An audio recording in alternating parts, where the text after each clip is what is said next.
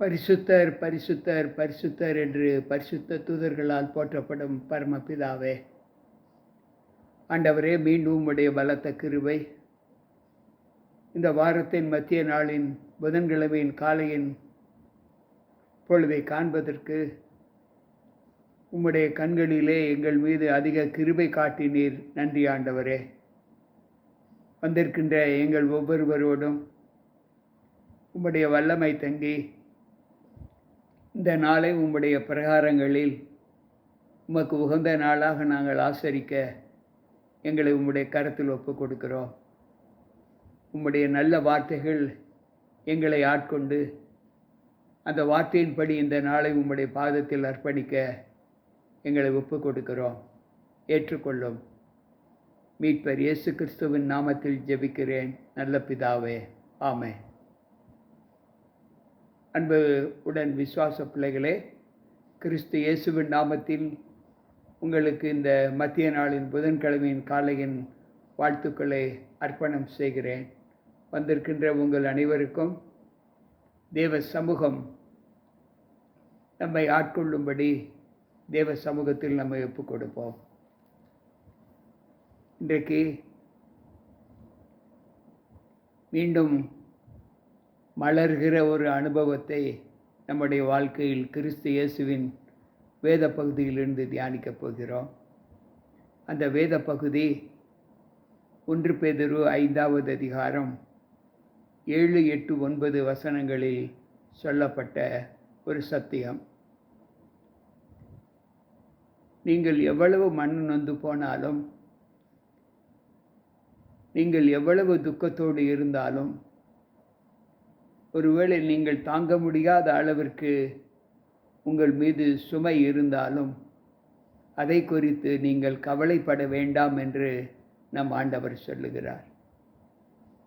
பாரம் சுமக்கிறவர்களே, நீங்கள் எல்லோரும் என்னிடத்தில் வாருங்கள், நான் உங்களுக்கு இளைப்பாறுதல் தருவேன் என்று தான் ஆண்டவர் சொல்லி இருக்கிறார்.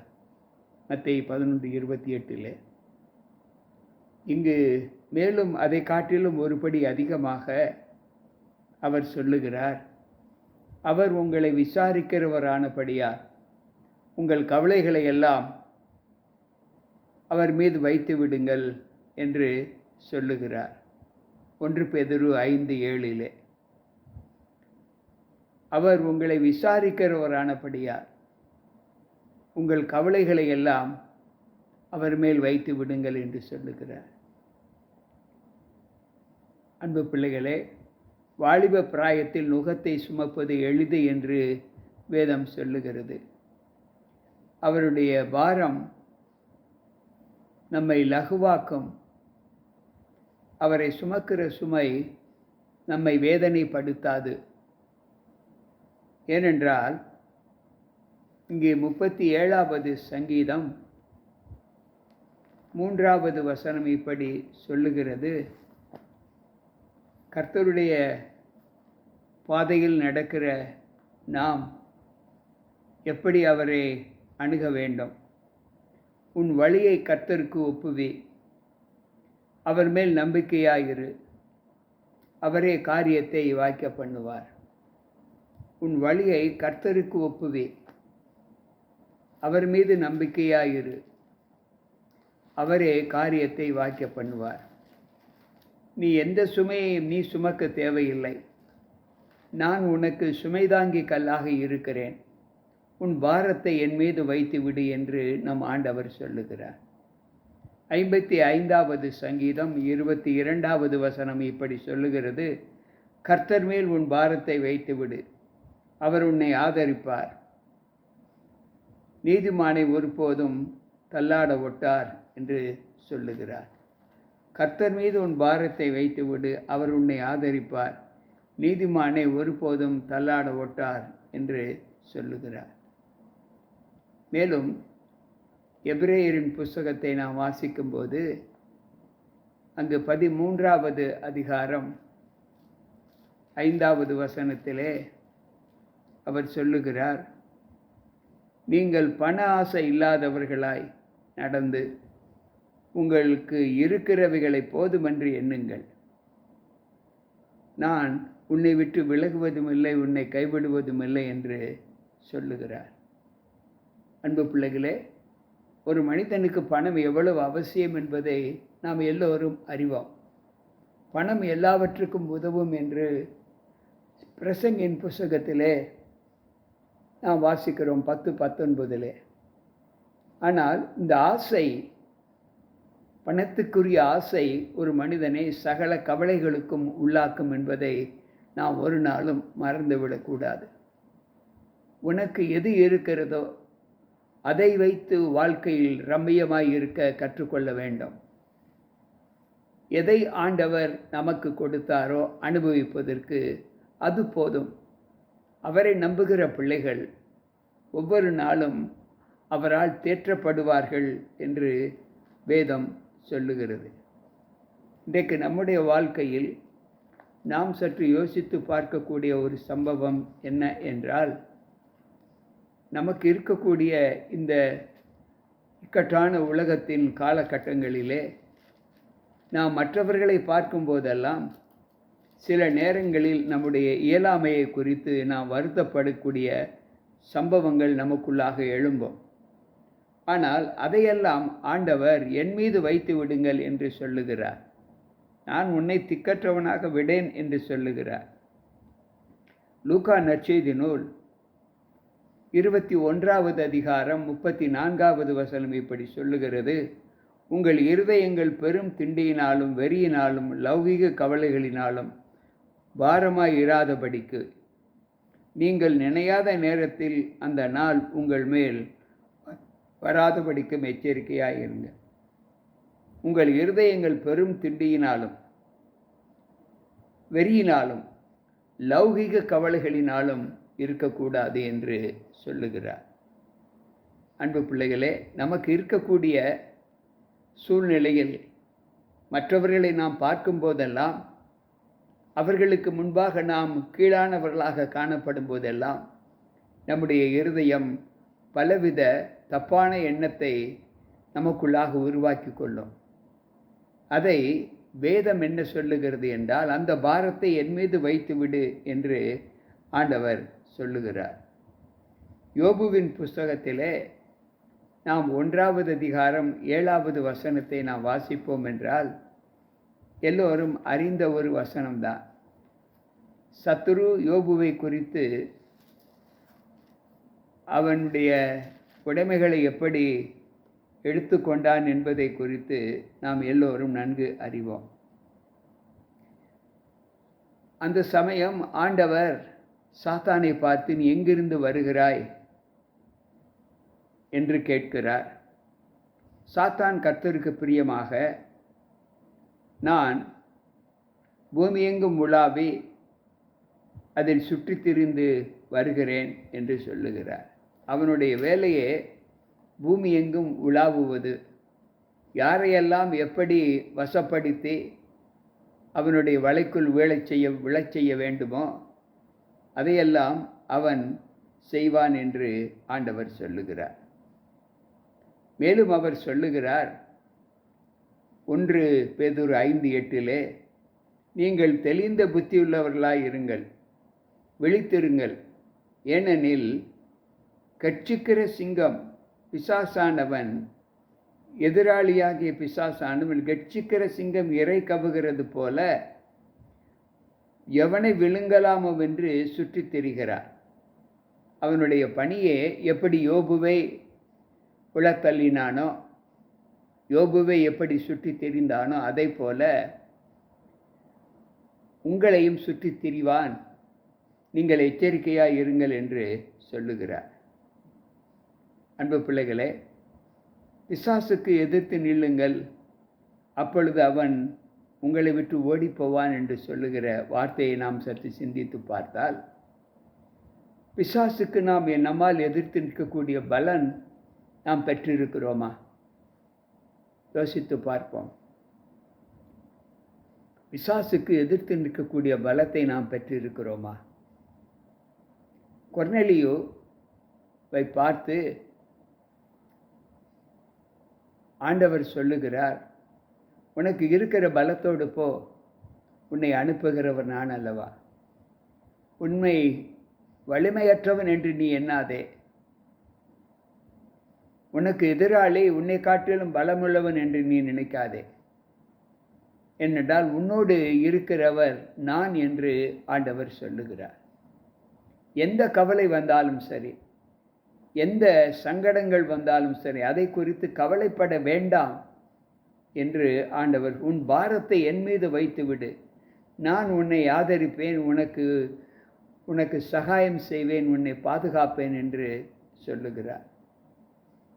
அன்பு பிள்ளைகளே, அங்கு வேதம் சொல்லுகிறது 1 கொரிந்தியர் 5:9 விசுவாசத்தில் உறுதியாயிருந்து அவனுக்கு எதிர்த்து நில்லுங்கள்.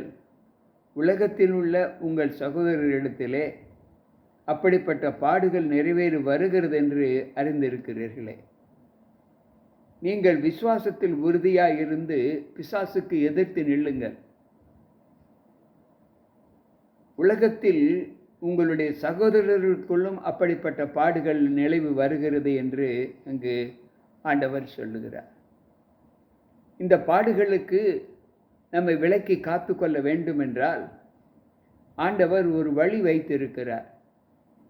அது என்ன வழி என்றால், எபேசியரின் புஸ்தகத்தை நாம் வாசிக்கும்போது, எபேசியரின் புஸ்தகம் 6வது அதிகாரம் 11வது வசனத்தை நாம் வாசிப்போம் என்றால், அங்கு ஆண்டவர் ஒரு வழியை நமக்கு வைத்திருக்கிறார். அவர் சொல்லுகிறார், ஆண்டவர் சொல்லுகிற வார்த்தை, நீங்கள் பிசாசின் தந்திரங்களோடு எதிர்த்து நிற்க திராணி உள்ளவர்களாகும்படி தேவனுடைய சர்வாயுத வர்க்கத்தை தரித்து கொள்ளுங்கள் என்று சொல்லுகிறார். நீங்கள் பிசாசனுடைய தந்திரங்களை எதிர்த்து நிற்பதற்கு தேவனுடைய சர்வாயுத வர்க்கத்தை தரித்து கொள்ளுங்கள் என்று சொல்லுகிறார். அன்பு பிள்ளைகளே, இன்றைக்கு நம்முடைய வாழ்க்கையில் பிசாசுக்கு எதிர்த்து நிற்கக்கூடிய வல்லமைகள் நம்மிடத்தில் எப்படி காணப்படுகிறது என்பதை யோசித்து பார்ப்போம். தமிழில் ஒரு பழமொழி இருக்கிறது, இடுக்கண் வருங்கால் நகுக என்று ஒரு சொல், ஒரு கூற்றுச் சொல். இந்த நாளில் நாம் சங்கடத்தோடு சந்தோஷமாய் இருக்க முடியுமா? நிச்சயமாக முடியாது. எல்லோருக்கும் முடியாது என்கின்ற பதில் தான் வரும். ஆனால் வேதம் சொல்லுகிற வார்த்தை, கர்த்தருக்குள் மனமகிழ்ச்சியாயிரு. உனக்கு எப்பொழுதெல்லாம் துன்பம் வருகிறதோ, குறைவுகள் வருகிறதோ, குறைவுகள் உன்னுடைய வாழ்க்கையில் உனக்கு முன்பாக நின்று ஆட்டம் போடுகிறதோ, அந்த குறைவுகளை பார்த்து நீ கலங்க வேண்டாம், கண்ணீர் சிந்த வேண்டாம். நீ சந்தோஷப்படு. ஏனென்றால் உன் குறைவுகளை நிறைவாக்குகிற தேவன் நான் உன்னோடு கூட இருக்கிறேன் என்று ஆண்டவர் சொல்லுகிறார். எனக்கு பிரியமான தேவ பிள்ளைகளே, அப்போஸ்தலர் 14:22 அங்கு வேதம் இப்படி சொல்லுகிறது, அவர் சீசருடைய மனதை திடப்படுத்தி நாம் அநேக உபத்திரவங்களின் வழியாய் தேவனுடைய ராஜ்யத்திற்குள் பிரவேசிக்க வேண்டும் என்று அங்கு பவுல் பக்தன் சொல்லுவதை அங்கு நாம் வாசிக்க முடியும். அன்பு பிள்ளைகளே, எதிராளியானவன் நம்மீது தொடுக்கிற போருக்கு, ஆயுதங்களுக்கு நாம் நம்மை எப்படி விலக்கி காத்து கொள்ள வேண்டும் என்பதை சற்று யோசித்து பார்ப்போம். ஒவ்வொரு நாளும் தேவ அனுகூலத்திலே நம்முடைய வாழ்க்கை காணப்படும் என்றால், அந்த வாழ்க்கையின் பிரதித்திரம் நம்மை எந்த அளவு தேவ சமூகத்தில் பலத்திற்குள்ளாக்குகிறது என்பதை சற்று யோசித்து பார்ப்போம். மத்தேயு எழுதின நற்செய்தி நூல் 13வது அதிகாரம் அங்கு 6வது வசனத்தை நாம் வாசிப்போம் என்றால், அங்கு ஆண்டவர் சொல்லுகிறார், வெயில் ஏறின போதோ தீய்ந்து போய் வேறில்லாமல் உலர்ந்து போயிற்று. அதாவது விதைக்கிற விதை அங்கு பாதையில் வழியில் விழுகிறது, முள்ளுள்ள இடங்களில் விழுகிறது, கற்பாறையின் மேல் விழுகிறது, நல்ல நிலத்தில் விழுகிறது. இங்கு ஆண்டவர் சொல்லுகிற வார்த்தை, இரண்டாவது சில விதை மண்ணில்லாத இடத்தில் விழுந்தது. அந்த விதை மண்ணில்லாமல் இருந்தபடியால் வெயில் ஏறின போது அது தீந்து போய் வேறில்லாமல் உலர்ந்து போயிற்று. அந்த மண்ணில்லாது என்றால் சாரமற்ற, விசுவாசத்தில் நம்மை வேறுபடுத்தி கொள்ள முடியாத நிலை என்று ஆண்டவர் சொல்லுகிறார். எந்த சூழ்நிலையிலும் சங்கடங்கள் வரும்போது நாம் ஒரு நாளும் நம்மை வேதனைக்குள் ஒப்பு கொடுக்கக்கூடாது என்று ஆண்டவர் சொல்லுகிறார். எரேமியா 1:19 ஆண்டவர் சொல்லுகிறார், நான் உன்னை காப்பதற்கும் உன்னை ரட்சிப்பதற்கும் நான் உன்னோடு கூட இருக்கிறேன். அன்பு பிள்ளைகளே, சற்று யோசிப்போம். ஆண்டவர் நம்மோடு கூட இருக்கிறார், நம்மை காப்பதற்கும் ரட்சிப்பதற்கும். உன் துக்க நாட்கள் முடிந்து போகும் என்று ஏசாயா 60:20 நாம் வாசிக்கிறோம். அன்பு பிள்ளைகளே, இவ்வளவு ஆறுதலை கொடுக்கிற தேவன் நம்மோடு இருக்கும்போது கலங்காதே, திகையாதே. இதோ நான் உன்னோடு கூட இருக்கிறேன், மோசையோடு இருந்தது போல உன்னோடு கூட இருக்கிறேன். நீ உயிரோடு இருக்கும் நாளெல்லாம் ஒருவனும் உனக்கு முன்பாக எதிர்த்து நிற்பது இல்லை. யோசுவா 1:5 நாம் வாசிக்கிறோம், நான் உன்னை விட்டு விலகுவதும் இல்லை, உன்னை கைவிடுவதும் இல்லை. உன் சஞ்சலமும் தவிப்பும் உன்னை விட்டு ஓடி போகும் என்று சொல்லுகிறாய். இவ்வளவு ஆறுதலான வார்த்தைகளை நமக்கு கொடுத்திருக்கும் போது, இஸ்ரவேலை காக்கிறவர் உறங்குவதும் இல்லை, தூங்குவதும் இல்லை என்று ஆண்டவர் சொல்லி இருக்கிறாரே.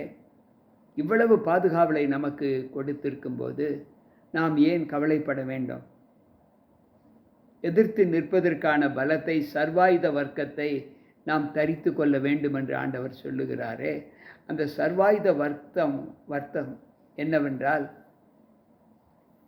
வேறு ஒன்றுமில்லை, இந்த விவிலியம்தான் சர்வாயுத வர்க்கம். இந்த வேதத்தை நம் இருதயத்தில் வைத்து வைத்து நாம் தேவனோடு பேசும்போதெல்லாம் சத்ரு நம்மை விட்டு விலகி ஓடி போவான். அவனால் நாம் ஒரு நாளும் விலக்கப்பட்டவர்களாக காணப்படக்கூடாது. அவன் நம்மிடத்திலிருந்து விலக்கப்பட்டவனாக காணப்பட வேண்டும். ஏனென்றால் தேவன் நம்மோடு இருக்கும்போது அவன் நம்மை விட்டு விலகி ஓடி போய் விடுவான். நாம் கர்த்தரோடு இருந்தால் அவர் நம்மோடு இருப்பார் என்றுதான் 2 நாளாகமம் 15:2 வாசிக்கிறோம். அன்பு பிள்ளைகளே, சற்று யோசித்து பார்ப்போம். பிசாசுக்கு எதிர்த்து நில்லுங்கள், அவன் உங்களை விட்டு ஓடி போவான். உங்கள் கவலைகளை எல்லாம், உங்கள் கண்களுக்கு முன்பாக காணப்படுகிற எல்லா மனபாரங்களையும், சரீரத்தின் பலவீனங்களையும் ஆண்டவர் மீது வைத்து விடுங்கள் என்று சொல்லுகிறார். என் மீது வைத்து விடுங்கள், நான் உங்களை விசாரிக்கிற தேவன் என்று ஆண்டவர் சொல்லுகிறார்.